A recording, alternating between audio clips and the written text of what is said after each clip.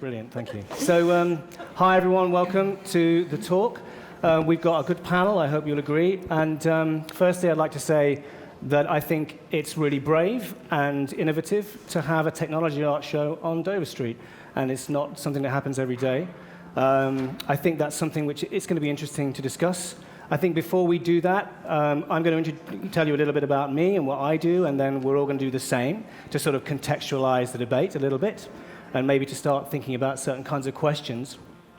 So with that in mind, just to give you a bit of background, I'm Director of Creative Computing at Goldsmiths.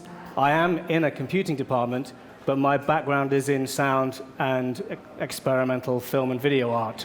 And mainly I write software, right? So software is the thing that I make software, and I make art with software.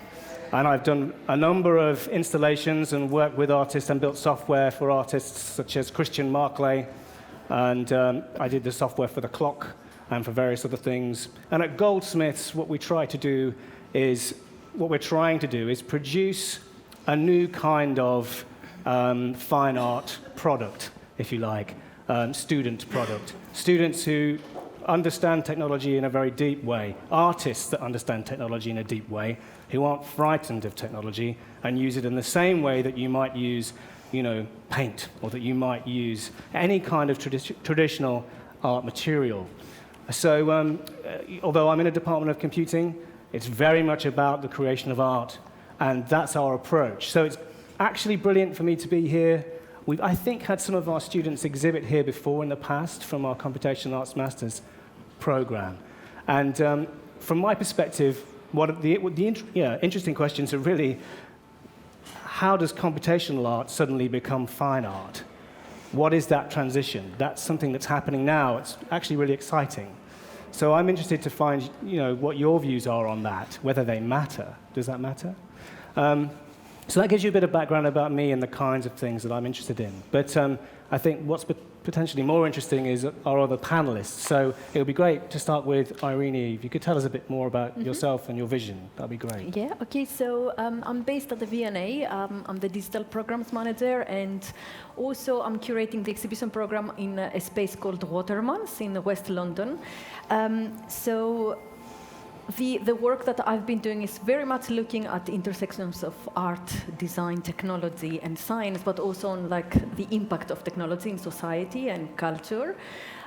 So I've been exploring, for example, projects and work that talk about a surveillance culture, but also at how technology changes our relationship with the environment, with city, with ourselves, with other people, etc. So, in terms of in the context of this discussion, because I think I'm just going to say a little bit about a few examples of projects that I've worked with in the past, and also a few leading to some thoughts and questions eventually about VR and the state of the medium. So, so as I said, I've been working in different contexts, and VR, of course, has been one a medium, and projects using the technology has been part of the program, both at the V&A and Watermans. And so, as most of you know, the artists have been exploring the medium in different ways, for example, from games to kind of museum and heritage projects, which is something that I haven't been involved with at the V&A, but I know there are some work is happening. And performing arts, which is one area I have worked a lot with, especially with Watermans and storytelling, but also in terms of design and and citizen science as well. And health. So just going back to just a few of these examples, for example, I've been running an annual festival at Watermans, the Digital Performance Weekender, where I've been inviting people to explore intersections of art, technology, performing arts, music, design, etc., and how all these things come together, but especially looking at networked art practices. And we've been working with quite a few people who are using like virtual reality in their work. Mainly people like, for example, Crew, which is a company based, it's a collective based in Belgium, and was set up by Eric Joris. And it's a really interesting kind of system that they use, because it's a completely like autonomous, it's like a free system where because everything is in a backpack, so you're free to go to walk around, which is something that you don't generally have, in VR experiences like upstairs, for example. So somebody needs to guide you in a way. And Crew have been using this in a way to kind of put you in like a situation, like let's say a stage or like a film, etc. So I'm not going to go into details, but just to give like a few examples. Like another collective I've been working with is Invisible Flock, who are not exactly working with VR, but it's actually they have been exploring these multi-platform experiences and different kind of mediums as well. So and bringing people together to kind of online and offline to communicate and to work together and experience something, spaces together. And it's been like a project that we had presented at the V&A last year at the Digital Design Weekend, which is a festival that I'm curating there. And it's called If You Go Away. They changed parts of South Kensington, but using real bits of South Kensington, but also fictional parts of South Kensington. And as the viewer, you would explore the area from a different point of view, but also engage with people who were in other cities like Leeds, Sheffield, etc. And they would all change something or put their stories in the space. And then, of course, we had other kind of, examples of working with VR, like, for example, with talking about environmental issues and like citizen science. And there was this project that, again, I presented last year at the Digital Design Weekend called 7 Seconds Ago, which is using the Google Cardboard. And it's it's a way to connect people with like animals, like the wildlife, and then it's used as a citizen science kit where you can monitor animal life, etc. And so I've got like hundreds and hundreds of examples. So I think I'm just to move on. One thing that I have been finding interesting is I don't know that if very recently there was the Sheffield Dog Festival, which had an exhibition by Side Gallery, which was about virtual reality. And what I found interesting about that was that it was all the works that they put together was very much about seeing the world through other people's eyes. So, and this is an area that VR has been working with. So, for example, they would put you into like a situation of like solitary confinement to understand how people feel in that situation, or how blind people might visualizing their world through sound, or like migrants' journeys, etc. And I'm not sure if you remember a project that came out like a few years ago, which was by this group called Second Livestock, which was which one I mean. So it's which is looking at, for example, virtual reality devices for battery farmed chickens. Yeah. So it was very much about changing just confusing chickens to think that they are in a free range, like a farm, or to give them this illusion. And the reason why I'm mentioning this is that there was a while ago, it's something that I've been thinking for a long time, these kind of mixed realities and, this confusion about, or like living in different worlds, which is something that we've been doing also with being online and offline at the same time. But for example, Keiji Matsuda, very recently, again a month ago, he presented this new film that he did, which is called Hyperreality, and there you can see an example of what happens it's a speculative scenario, basically, of this person, which could be one of us, because you have this, it feels that it's you walking in a street, and then your world is mixed, like you have advertisements everywhere, and this is pretty much, it's happening. I mean, we do have this, kind of Minority Report kind of style of ads that are happening now.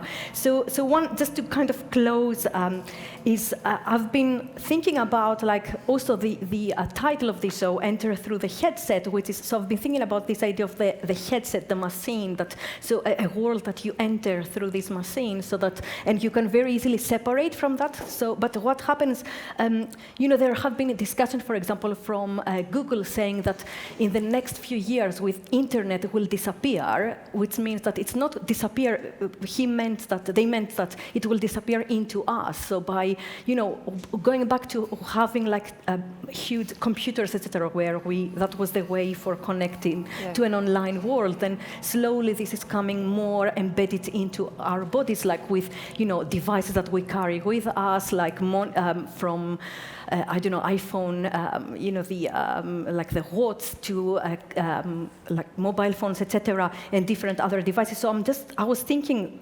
about, the state of VR in like a speculative future of kind of becoming this mixed reality of like these worlds that we can't even separate anymore. So if what happens if VR disappears again as the internet into us?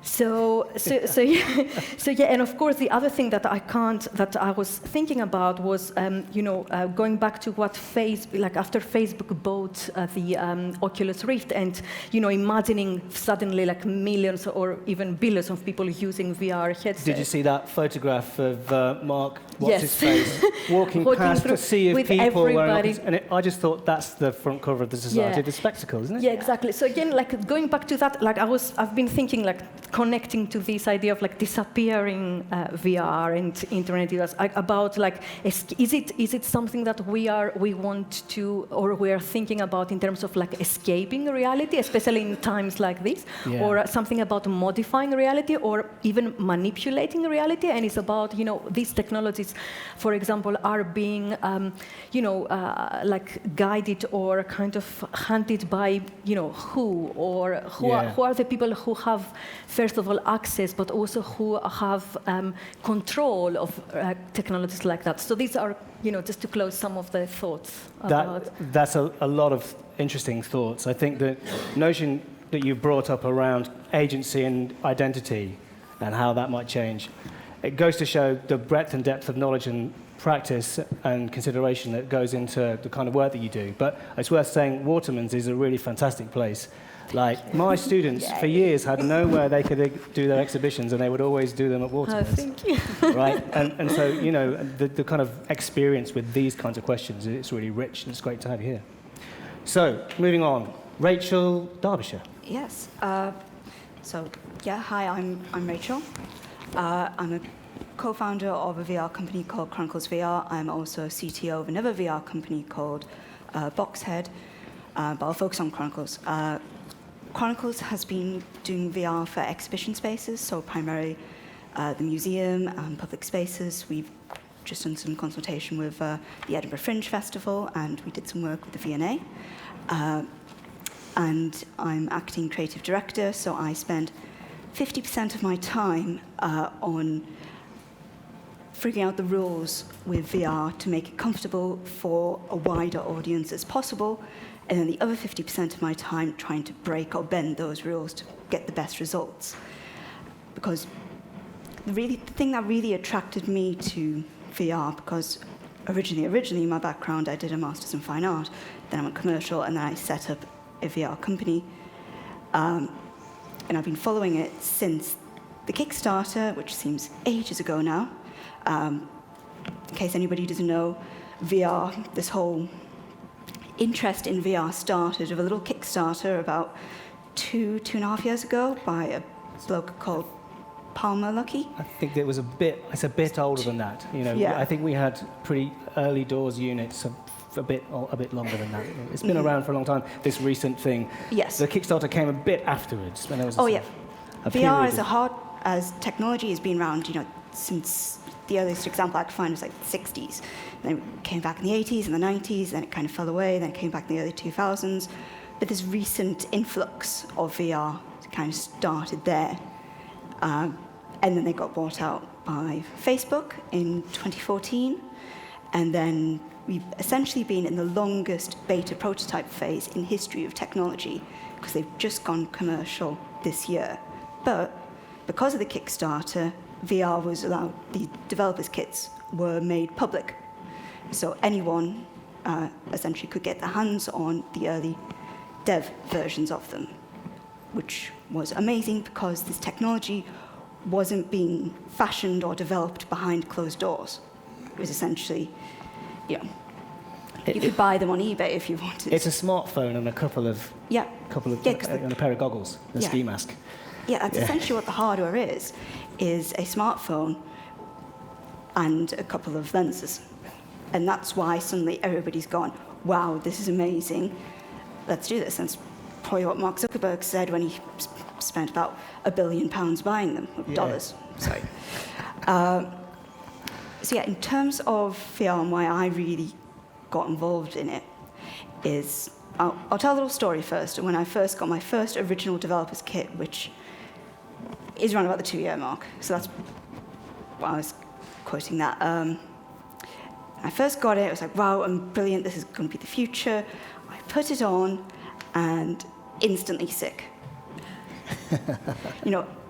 And I was fine. Like, I'd read forums and posts and everything about people saying, oh, motion sickness, But, I've been on roller coasters, cars, long journeys. Never had it. This was my first experience of motion sickness, and it lasted for an hour afterwards. Heavy. Yes. Wow. But I plowed through it, because I also read that you can essentially get your sea legs to it, and you learn to adapt to it. This was also because the hardware was still very early stages, frame rate issues, processing speed, because as fast as computers are at the moment, they're still not quite as fast as our brain. So even though our eyes can do only about 24 frames per second, you need to hit about 90 frames in VR because your brain is even going faster than that. So any slight, off, motion blur or jutter, and motion sickness. And then the next developer's kit came out, and that helped a lot because it was higher resolution and everything, but there was still this lingering thing, and this has actually affected all the hardware throughout, and even Oculus's design of the commercial version of the headset to try and rectify this. And this is the thing, the hardware can only go so far. Because at the end of the day, we didn't evolve with VR. So when our eyes see something that doesn't match up with what's happening in our inner ear, essentially, your brain essentially goes, okay, you've eaten something poisonous or toxic, you're hallucinating, or you're drunk, you better start to expel this. And that's when you get the motion sickness, though technically it's simulation sickness. So that's what I spend most of my day trying to design work around, because you can get around a lot of it, obviously the hardware and everything, but certain things... The health and safety implications are really enormous. Oh, yes. Swivel chairs are your friend with VR. People need to have a central space. If they're sitting, they know they're not going to move, so they're not going to have that much topple over. Because you might see this where people hold on to the headset for dear life when they first put it on because they think it's going to fall off. And if it falls off, they're going to fall off. Right. And I've seen this happen. There's also as well, because effectively there's 2 core types of VR at the moment and 2 core types of hardware VR. There's the 360-degree video, which simulates a virtual space. So it's effectively, you put a bubble on your head and then the video plays in that bubble.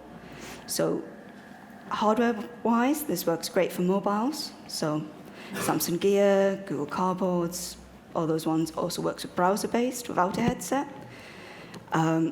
But in terms of access in VR headsets, you only have the X and Y from the neck, up and down. You can't move forward because that triggers the simulation sickness, because that bubble moves with your head, which, if you're moving, it triggers the illusion of self-motion, which is when I'm moving forward, I'm judging the space around us, my inner ear is saying this, so you're moving. The other type of VR, which is the more high-end, which is your Oculus, and also your HTC Vive, can do the axis from the head with the motion control, but also the X and Y of the body, because they track you in real space. Now, Sorry, so would that be what is upstairs then, just to Yes. sort of give people an idea? what is of they're- upstairs yeah. is the Oculus Developer Kit 2. The commercial version just went out, but really the Oculus they've designed it more for sitting desktop experiences. So you can stand up, you can move side to side, but Facebook is kind of gone with the angle that this is going to be more of a sitting down experience. Now, HTC Vive is full room scale VR. You set up a minimum space of, I think it's 1.5 meters by 2, 2 sensors up in the corner, and then you can literally walk around this virtual space with your actual legs in a digital world. And with tracked controllers, you can then pick up digital objects physically. Yeah. And that pretty much resolves motion sickness, simulation sickness, 100%, because you're physically moving, so the inner ear and everything, but, So you're having a very embodied experience. basically. yes. Like picking up the pictures in the piece where you Yeah. turn the hand. The handle. Yeah, I love exactly. that handle. The handle's good. It's great, actually, to hear you talking about this, because you've obviously got a lot of experience. But what it makes me think about is the hugely powerful effect of VR. Oh, yes. There are a lot of different kinds of work in the exhibition. There's a lot of good digital work and work that you could buy which hangs nicely on the wall. But the VR experiences, they're kind of artists trying to figure out how VR works in this kind of environment. Yes. But the powerful effect, it's not the same as this myth of the cinema, the cinema always had with the Lumiere brothers and this train coming towards you and you don't. No one really ever did that. They just talked about it. That's like a historical myth. But now it really happens, right? It happens Yes. to everyone. It's not a subjective experience. There are very few people who aren't going to duck in the right kind of situation. So there's this very interesting, non-subjective, subjective experience, which is being that this is causing, right? Oh, yeah. It's very physical and very real for people. I think that's absolutely fascinating. Yeah, and though it's a massive hurdle in terms of all these problems that I've mentioned with VR, it's also incredibly fascinating because this is a piece of technology which is biologically affecting your brain, to do something, and your brain very quickly adapts to something that's completely digital, almost instantly, and that's why if it doesn't marry up, you're going to have a bad time. So that's really why I'm very interested in knowing how, field of views work and how the eye works, because you can't stick anything on the screen in terms of a UI, an interactive menu screen, because if you have something floating in the corner of your eye, you're constantly going to be doing this. And if you're looking at other stuff, you're constantly going to have these menus in your eye, essentially, literally.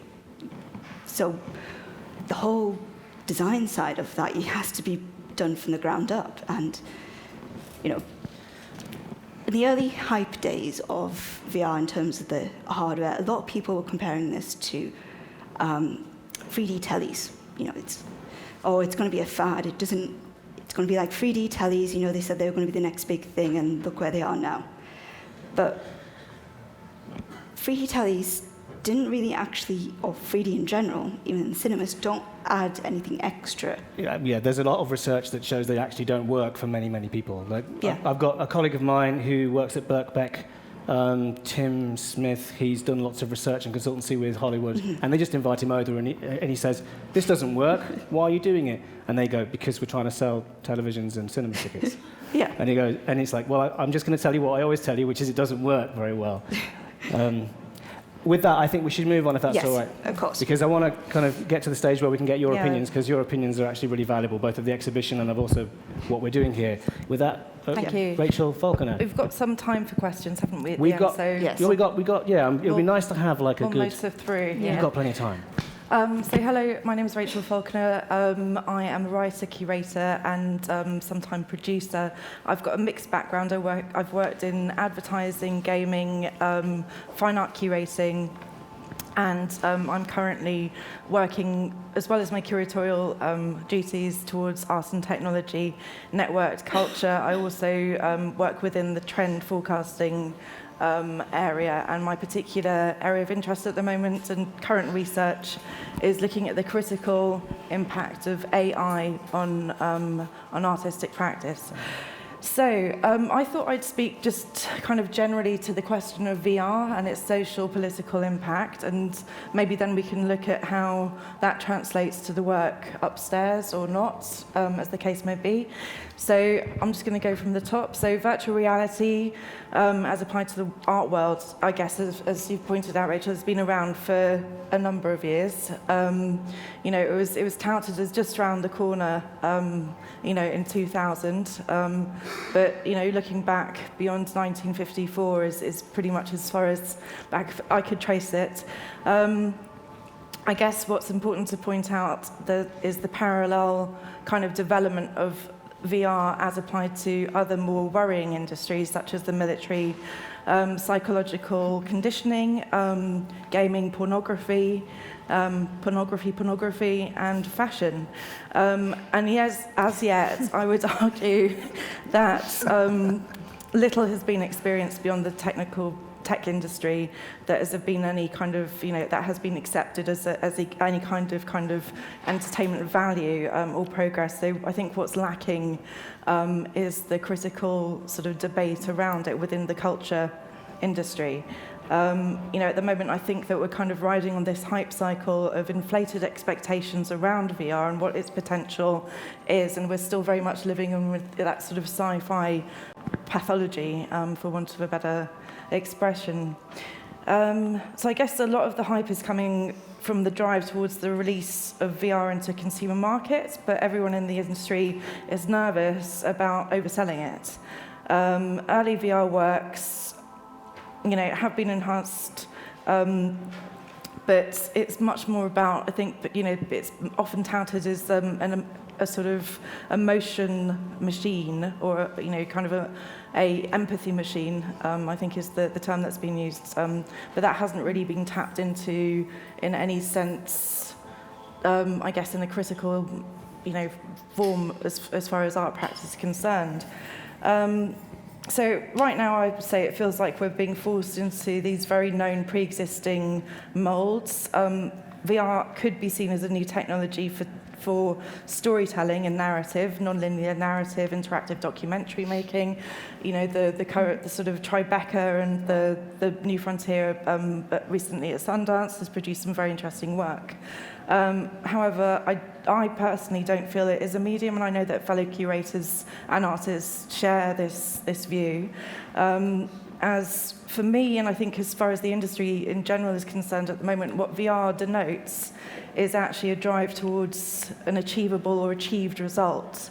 So it's much more focused, in other words, it's much more focused on the technical execution and achievement of the simulation of an alternative reality that begs buy-in from the viewer.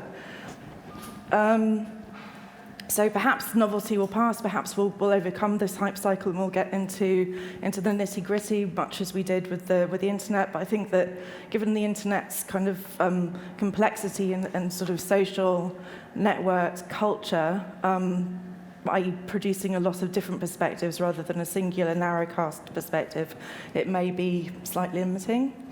I'm just throwing out some provocations here. That's good. Because I think that the other panelists have covered a lot of really great examples and sort of nitty-gritty, but I think I'd be more interested in sort of saying what's lacking and what needs to happen in order for us to embrace this medium or mode of interacting with the digital in a more convincing manner.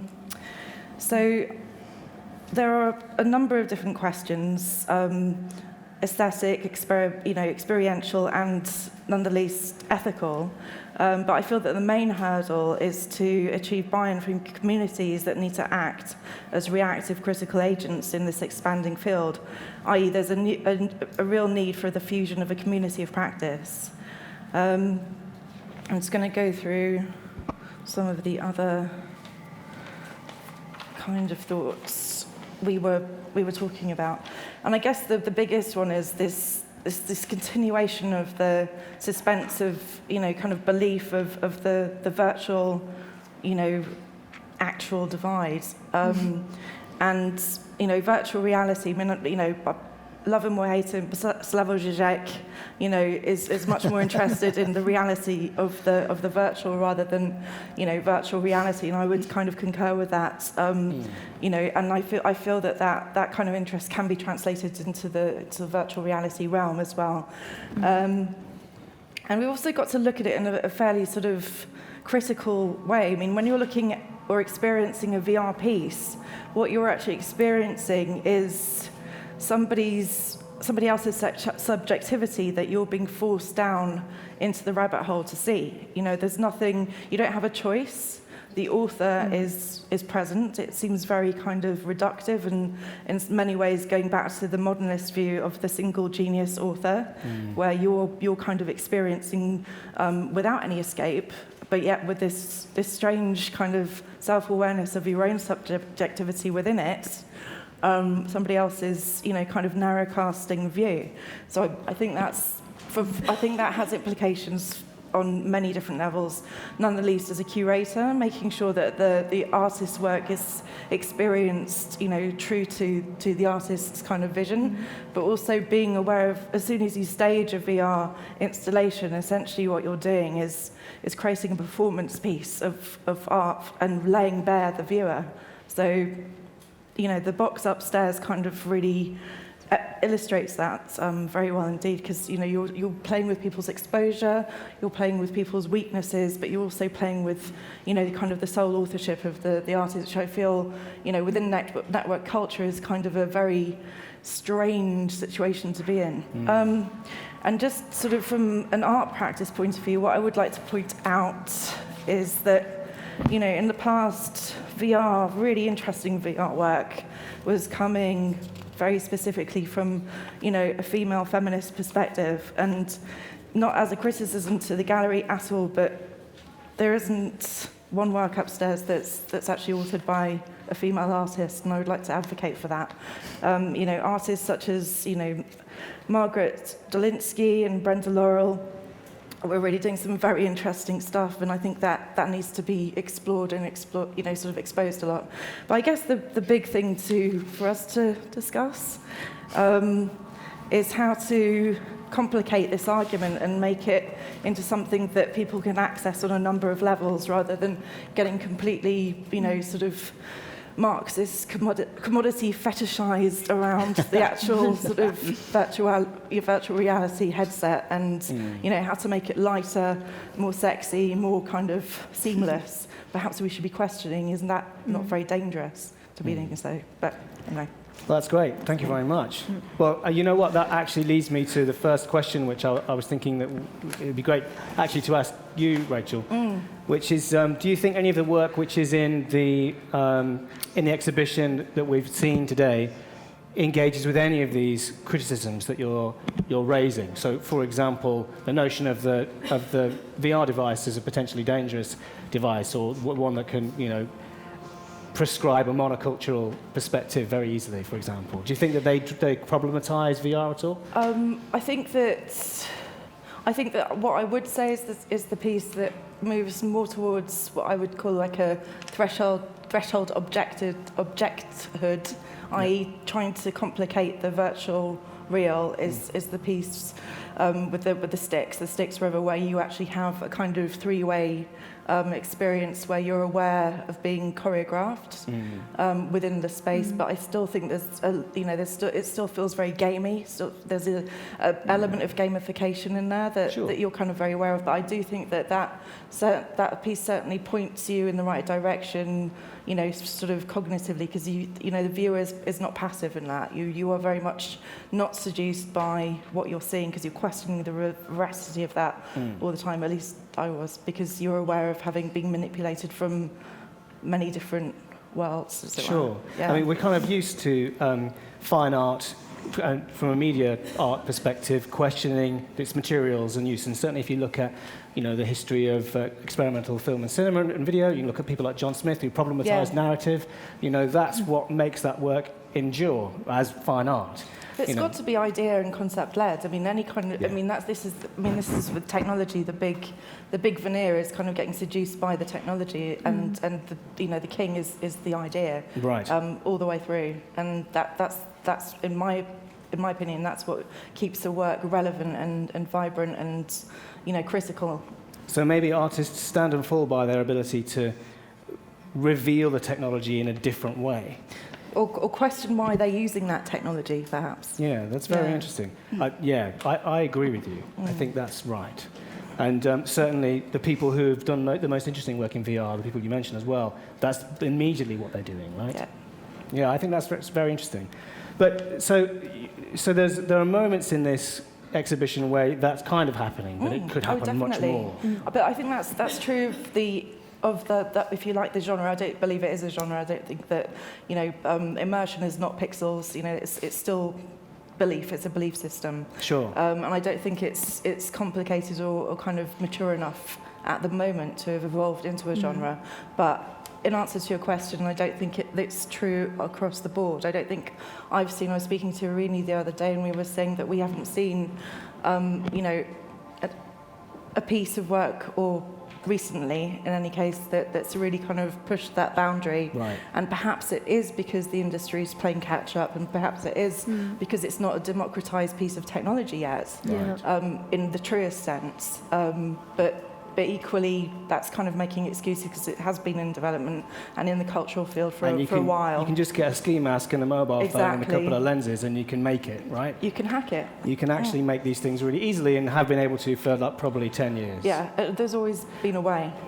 Irini, it'd be great to get a bit more of your view on this, particularly given what Rachel is saying about the way in which this sort of work is emerging and what it might mean. So have you seen anything at all which is coming from this new hype, maybe in 360 video or any of that stuff which makes you think? Because, I've got students who work at places like Marshmallow Laser Feast, and they're kind of always trying to think of new ways to excite advertisers with 360 video, right? Is anybody really doing it? Is it happening, I think as Rachel said, it's probably it's interesting to see how artists experiment with a medium, but I think it's still at this stage of experimenting, and you can see that there has been like an explosion of different ways of people like using the medium in different. So for us, like you said, Marshmallow Laserfish, they did this very recently, this piece with the abandoned normal devices, for example, which was it was you would wear like a whole headset, like covering the whole of your head and experience how the animals in the forest might experience the forest, actually. Yeah. So, and there have been like really that's why I mentioned at the very beginning, like all the like huge kind of the very broad spectrum of like areas that people have been experimenting with, like health, for example, like Be Another Lab in Spain, who also got an honorary mention at Ars Electronica a few years ago, and they've been exploring like VR as a medium, like as a way of almost swapping identity, but like swapping bodies in a way with the other persons. And if they have been mixing, like they have been putting in the space like a woman with a man to kind of experience each other's body. So you just touch. It's really weird sensation because you touch your body and you see like a different person's body in front of you. And of course there are other people who have been using it in health, but also in architecture. And so kind of disembodiment illusions. Like Mel Slater, who's a researcher who now works in Barcelona at Goldsmiths, a lot of his postdocs now work with me at Goldsmiths. I mean, I didn't steal them. They came at the same time as me, but that work, all that stuff about psychology, the psychology and VR, the work between psychology and VR is decades old now and really well understood. And the illusions which that presents itself, which artists could use to really problematize VR, they're very powerful. You know what? It's brilliant to hear you mention Ars Electronica, because I kind of feel a bit like a punk in a concert hall. I don't know if it's just me, but it's very it's a very interesting experience for me. Yeah. I think of digital art and computational art as a unique community and to feel like yeah, it's just my bag. I'm having this proper problem right now, thinking of computational art and VR as a powerful form of fine art. It's a real cultural break for me. I'm having a moment. It's like performance art always stood outside of the institution. Yeah. And now it's been commodified, and people can sell the instructions to realize a piece that whose author has died many years ago, but can reauthor it, and that's floating down the road at Christie's. But that's the punk ethos is outside the institution, and I wouldn't equate net art with VR because I think it's got different. Cybernetics maybe, but that's another story that hasn't been. That's kind of a presumption. It's already been pre-incorporated into and nullified. So I think that with the VR, I think it's very, very friendly towards slick commercial ventures as well, which I think is super interesting because actually, we should that's bring where you in on this, Rachel, because this is kind of your area. So you've got a background in fine art, but now you're thinking of using. Obviously, you're thinking about VR and virtual reality and 360 video as a corporate kind of material. What's the future of that going to be like? Well, there's definitely a reason why Mark Zuckerberg bought Oculus. It wasn't just as a sort of, I like you guys, I'll spend $1 billion on you. I like you guys. Yeah. He's going to, he probably already has, capture his daughter taking her first steps for VR. I think he'll be using some state-of-the-art 3D scanning for that. But obviously this is very subjective because I don't work at Facebook. But Facebook really sees VR as the replacement for the monitor. I believe that that's kind of their end goal. Instead of the monitor screen or the rectangle that forms basically all forms of digital medium as an interface, your mobile phones, your tellies, your monitors, your projections. They're going to replace our eyeballs. Well, that's right. That leads very nicely to the next bit. Contact lenses. Yes. Yeah, there's That's contact right. lenses. It works already. There's another piece of VR which I haven't heard in a while because they got snatched up by Google, I believe, which literally projects into your eyes. It's Magic Leap. They got. I have some friends who. I've had conversations with them. Lots of other people have had conversations with them. They've been sniffing around trying to find out what's out there. But yeah, Magic Leap, they project photons onto your retina, which is true of pretty much every photon I've ever experienced, actually. I think the idea of that, they're leaning more towards the line of augmented reality. So they're projecting these things in your eyes, but you would see them in actual space as well. So the thing about augmented reality is it is slightly different, right? Yeah. Yes. So I don't know if everyone in the audience is aware, but VR, it's kind of, you're in a kind of virtual room. AR, augmented reality, is different. You can see the outside world, but you're projecting things on top of it. So, the big question is, does this change the nature of the interaction? Is it more powerful? Is it more dangerous? Is it more freeing?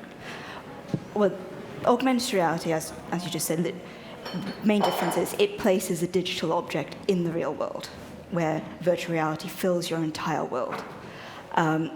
So Magic Leap, there's also HoloLens, which is Microsoft. Yeah. I actually see that side of augmented becoming more sort of the casual side in terms of what is the thing that people will be taking on the train instead of their mobile phones. I see that sort of hardware being more acceptable because you can see what's happening around you.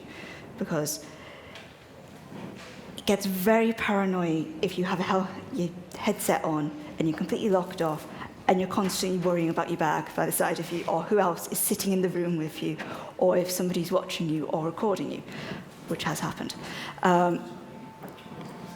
That's quite a potentially very powerful experience, though. How many people here would wear a headset on the train if they could see what was going on around them at the same time? Anybody? A few people. Oh, actually, that's quite a lot of people. I thought everyone was going to say, no, I'm not doing that. If your mates were doing it, would you also do it? Yes. Honest person. I love that. Yeah, exactly. Well, Google Glasses is more Is AR. Yeah, it's more AR. It fills one eye essentially and puts a screen so you can still see around you. But Google killed that project, famously mothballed Google Glass. Yes. Possibly because of the term glass holes, which I don't know if you're familiar with, but it's the name for people who wear Google Glass. Right? Right, and it's kind of a social stigma waiting to happen, right? Glass hole! And it's because it's always filming you. And so, again, we're sort of down to identity and privacy and, kind of concerns. And this is more to do with the technology and how we might problematize it, right? And kind of that seems to be fertile ground for potential artworks. And yeah, it does. There's a massive side here because in many cases you can literally stream what someone is looking at. You can see what they're looking at in a virtual space. You literally have the left and right eye on a screen. And from creative side, that's amazing. You're seeing what this person is looking at. What are they actually interacting in this world? But from the commercial side as well, you can literally track what somebody's looking at. That's by a point. It's pretty crazy. It reminds me of there's so many films about this: Strange Days, Brainstorm, all this stuff, like Christopher Walken becoming a monkey. Have you seen that stuff?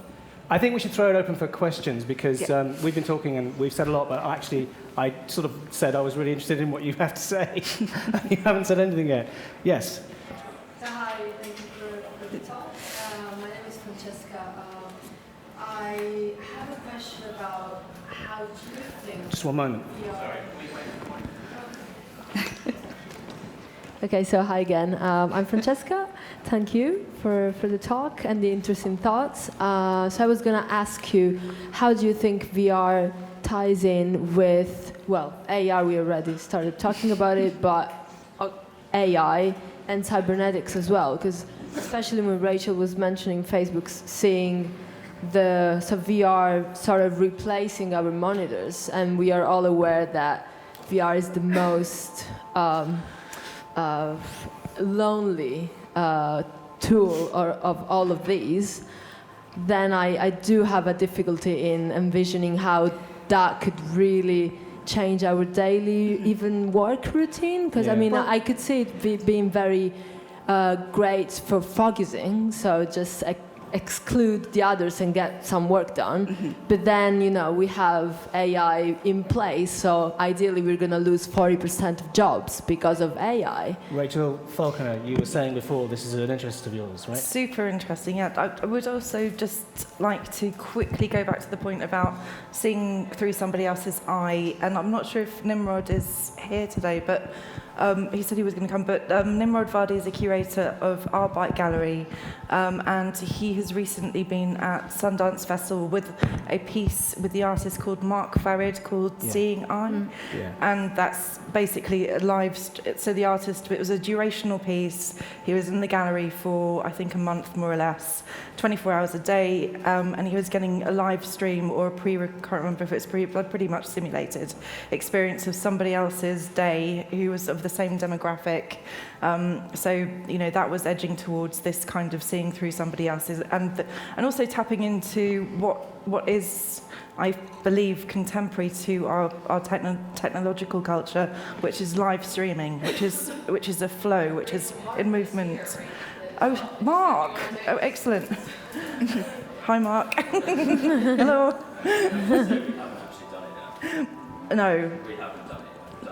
We've done test runs, yeah, but the piece at our bike gallery was in real time, though, wasn't it? Yeah, cool. So returning to the question of AI and so basically, so just to say, bearing in mind that Magic Leap's technology has enormous amounts of contemporary deep learning AI built into it. Yes, right? It could really mess with your head. Seriously, mess with your head, and I believe that with Mark, you had a psychologist with you.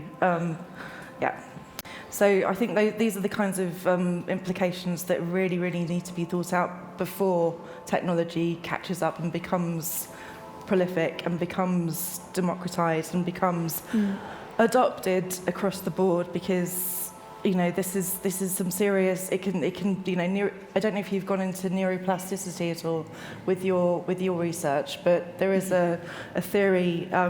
Google will make you less intelligent or flatten your brain.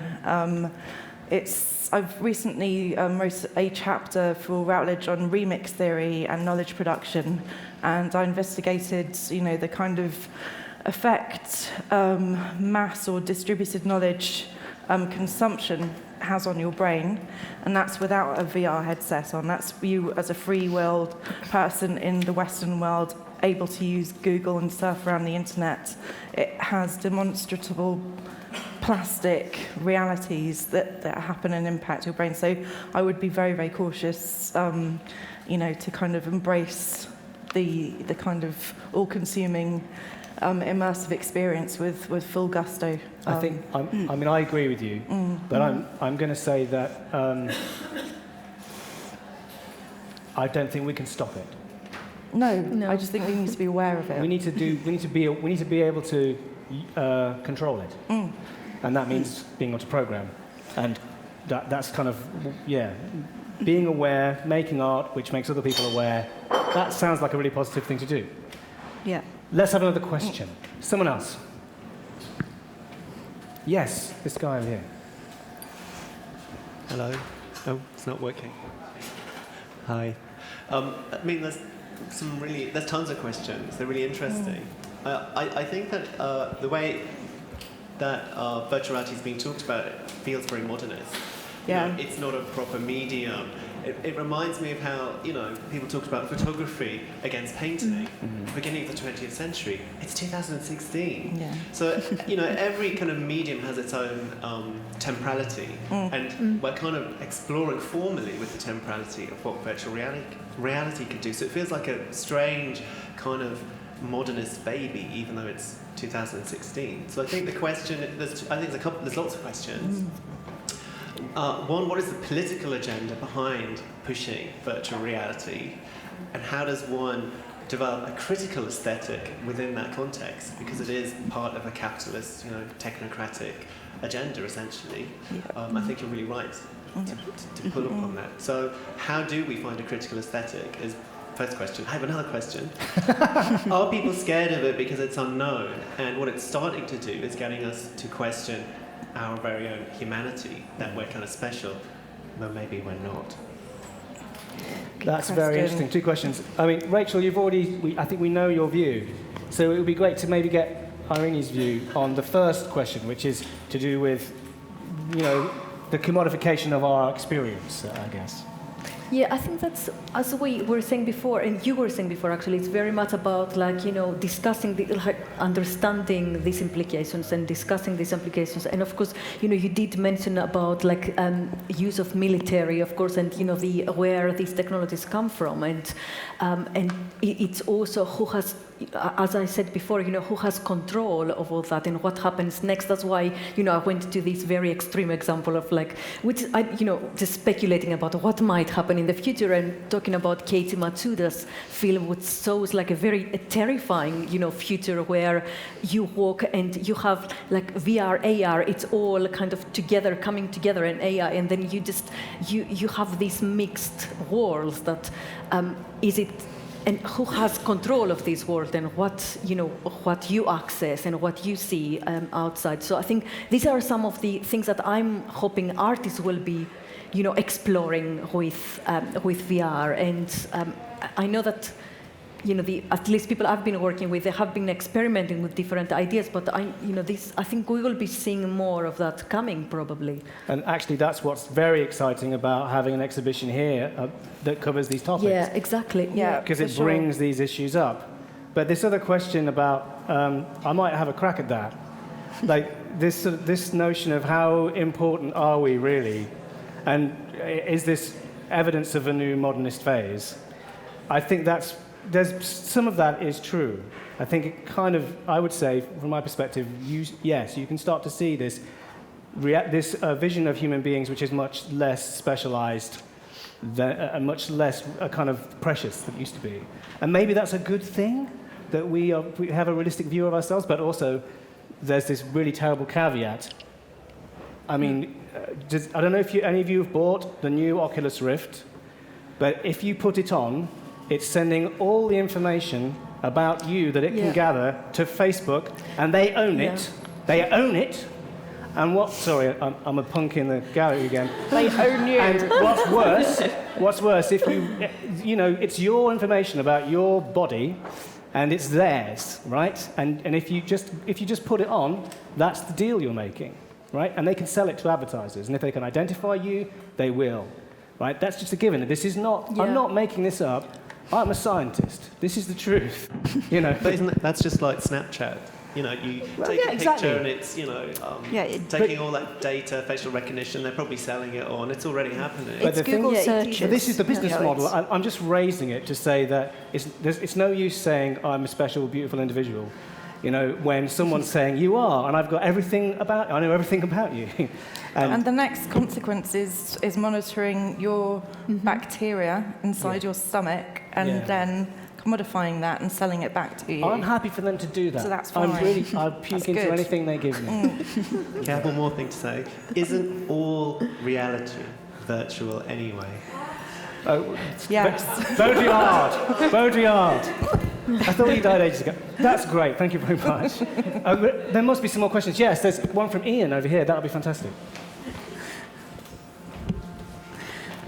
First, Ian's one of the artists exhibiting today. He has a great piece upstairs. My favourite part of that is the hand crank, which is a beautifully embodied moment. That was Tom's idea, who's not here today. Oh, it's blinding. Tell him it's blinding. I just wondered what I've been thinking of. I heard about virtual reality when I was at college, which is 20 odd years ago, and I just thought this is going to change the world. And my first thoughts, before it even really existed, was if everybody could see Earth from space like astronauts did, then it changed their lives and it changed their opinion of what the Earth is. And I thought, it's going to change the world and the world's going to be wonderful. But it don't work like that. So I've been developing that veil, the cardboard house installation since this time last year. So I've had a good dollop of virtual reality, and I recently had a Vive, so I know about the fact that you can spend a lot of time. I've spent a lot of time in virtual reality, in other words. And what is interesting to me is the fact that when you you're immersed in it, and there's a purity about it. But that, in a way, when you take the headset off, you go, bloody hell, this is amazing. Look at that bit of dirt there. And you just find how special reality is. Yeah. And the fact that it's not being able to see the Earth from space, which in a completely photorealistic virtual world is not going to change your life because you're not there. And in the back of your head, you're not there. Even though it's going to be in a couple of years' time completely photorealistic. There's this thing about, if you've got a photorealistic virtual forest and you're in it, and it's completely full in your brain, you know that if you chop that tree down, there's not going to be any rings inside, unless you program it. So I just wonder what you thought about the fact that how virtual reality is holding a mirror up to the fantasticness of reality. And I think once the wow factor of virtual reality wears off, people might just sort of see the world how fantastic it is in its own way. That's such a beautiful question. Who wants to have a crack at that? I'll go. Great. Yeah, I've seen teenagers get excited over pottery, in virtual reality. 'Cause one of our projects, we 3D scanned a bunch of potteries and we recreated the historical setting. And, the amount of people who, while having the headset on, went for their phone to try and take a picture. Obviously, the phone's real space, and they're stopping themselves because they can't see their phone, because they're just wowed by it. And then they take the headset off. This particular piece was actually in the museum. And then they went straight to the cabinet and said, look, there's that pot I saw. It was an actual memory connection with something that they're seeing in a different light. It wasn't just a piece of ceramic in a big glass box. I was walking around this in that house and it was full of wine, And This is why you've mentioned the Vive. The Vive has motion controls which track, which then can become your hands.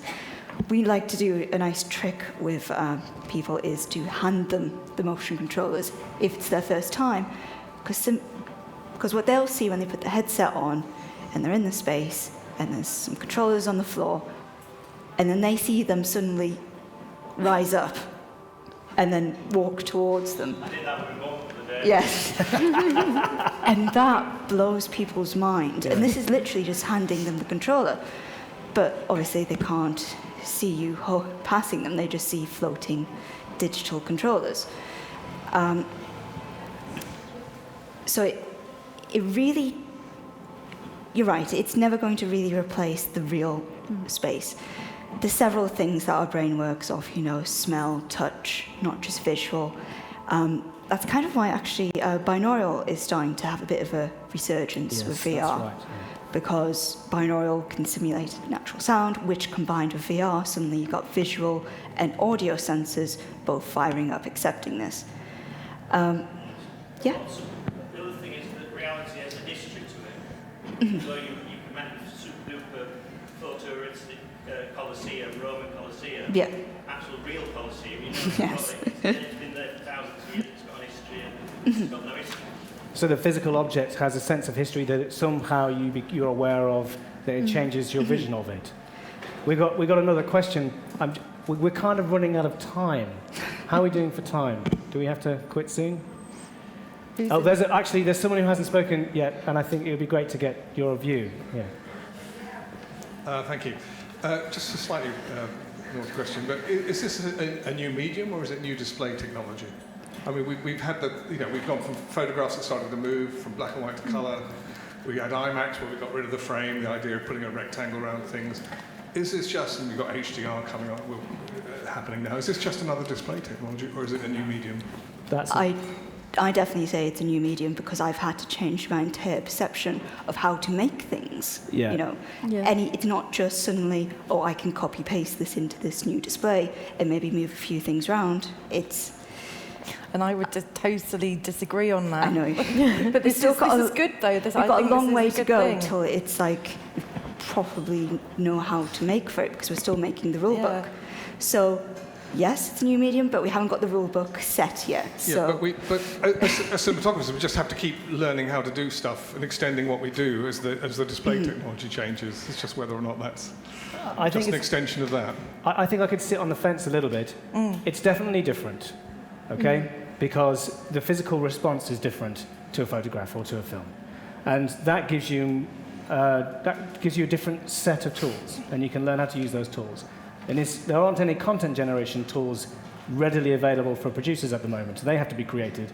You can't just do it and then find some magical technician who's going to make, I've got to spend my days and nights actually making software so some engineer can actually do what the director wants. And also, where do you put the lights? Do you know what I mean? Like, you're filming in 360, where are you going to put your lights? Like, it seems like a small thing, but it's... We've been doing that in CGI, it's been great, because A, that you can't photograph, and B, they can be invisible, you can have negative lights. Yeah, sure, but if you're talking about 360 film, which is being used on this platform, you can't have lights, because everyone can see them. Yes, you can't. For example, these lights, if we were filming this here, which so I'm sort of on the fence. But 360, these lights would be there. So if you were doing a narrative piece, you can't have whopping giant lights in the background because suddenly that destroys the setting. Yeah. So. Yeah, I think there's definitely turf war going on already. Yeah. There's a quotation from a journalist asserting, arguably the godmother of VR, Nonni de la Pen, asserts that VR has the ability to make you feel a story more than a photograph. And this is where it's problematic for me, putting up two modes of narrative, one that has the shiny veneer of the new and the kind of seamless, and the other that has historically a place inside and outside the art gallery in and of itself. It's fought its own battle, hasn't it? Photography, and it continues to do so. Yes, no, I mean, yes. Are there any other questions? Oh, we got one more at the back there. Can I actually make 2 points? Can I ask a point and a question? So one of the problems is where you're saying think critically about it, I think is partially due to funding for projects. So coming back from New Frontier last month, all of us have the same issue that a lot of the funding comes from the commercial space, specifically with VR. And even with Facebook buying Oculus, they're throwing money at the content department for VR and letting them do whatever they like. But in terms of the creative space for artists, I don't really think there's enough of a funding area, especially Arts Council, I would say, in terms of VR. But the question that I wanted to ask is if there is an acknowledgement that this is kind of very Baudrillard-esque world or Brave New World. I am extremely critical of technology, but for the other side of the argument, don't you think that there's something in technology and VR specifically which allows for us to shift what the illusion of happiness is into something where actually we could give it to a greater number, almost democratically, but under the illusion of democracy. But, isn't that better than what we have now, or the potential of that? Couldn't that at least allow for a better tomorrow? Irini, could you come on that? Yeah, I mean, I wasn't. Please don't think that I was thinking, like all VR projects that I'm seeing are terrible because they are not engaged critically with the technology. I'm not saying that. I'm just thinking at some like scenarios or some implications. But yeah, of course, like as we said before, it's obviously, also like there are many, for example, there's the Google project where they use, you can view, for example, museums like in collections in VR, and there have been like some discussions about, whether this is good or not. And many actually curators in museums, they argue that, actually this is great in terms of like engaging more people with, with art, and also it's what we were saying before, like about, seeing reality, like the real world, like differently, and just maybe appreciating things and connecting to things. I mean, even taking it a step further. So we're talking about how it's going to change people, the potential of it to change people, and for example, data privacy. Again, something I care very strongly about, and I'm very against it. I don't think it's advertisers that are really the issue. I think it's a much bigger issue. But actually, that knowledge, what we could do with data collection could be incredible, and how we could potentially, almost intentionally, change something fundamental in the human psyche is also there for a positive as much as it is there. Most likely. Absolutely. That's a techno-positivism approach. Yes. Yeah, definitely. Yeah, I dig that. I think there was I think it was the UN who did this. They showed the 1%, essentially, VR of slums and Syrian refugees to essentially get them to emotionally connect with these people and this world that they would never enter, or not actively seek out, but put it on a headset. Suddenly, they're seeing someone who's a complete other side of the world, and how are they living? What are they living in? What is their surroundings? What are their family? Or lack of family? War-torn areas. But in terms of VR, and a really powerful thing, because we've touched on this already in terms of the data that's collected on Facebook, and there is a real there is a concern here, but there also is a really strong positive point as well. They don't really know how to effectively market VR yet. E3 last year, they had tons of the HoloLens and Oculus on stage, and essentially, from the audience and the recordings, all you saw was someone with a black box on their head doing this and walking around an empty stage,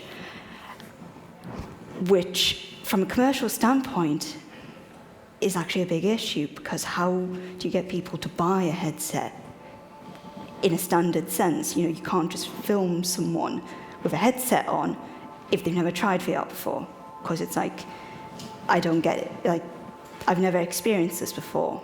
So there is an argument happening, and I've read a few articles about it, that we're starting to move from the information age to the experience age, because the best way to actually market and advertise VR is sticking a headset on someone. Yeah, I think that's right.